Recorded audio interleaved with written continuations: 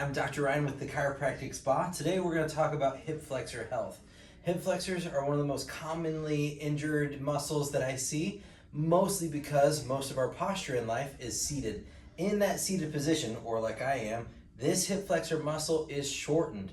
A short and tight muscle isn't a happy muscle. It's usually also not a strong muscle. When I first started doing deadlifts, I got really bad pain in my hips. Turns out my hip flexors were just really weak. So I'm going to show you how I've strengthened my hip flexors over time so then I don't have that pain anymore. So in reality, a lot of times we need to stretch out the hip flexors, open the hips up and do that. But at a certain time, there comes a point when we actually have to engage and strengthen those muscles. So this is an easy exercise. You can do it anywhere. You can do it on the road.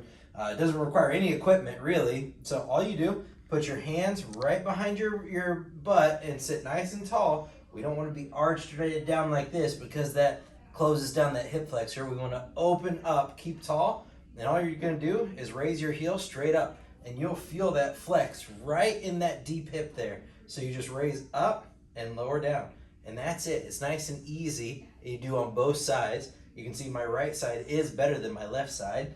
The other thing to step up or increase the amount of tension in that hip flexor, what you can take an object like this. This is just what I have available. You can use a block, like a yoga block or anything like that. All you do is you place it right there on the floor, right where your foot would be. I start on the outside of that. Again, sit nice and tall. You're gonna lift up, come in, and drop down to the floor. And basically, we're gonna cross over that object over and over. You're gonna get a deep burn in that hip flexor, really help to strengthen it up. And so then when we do have repetitive motions like running, cycling, swimming, anything like that, that hip flexor is nice and strong and we don't have any problems with pain.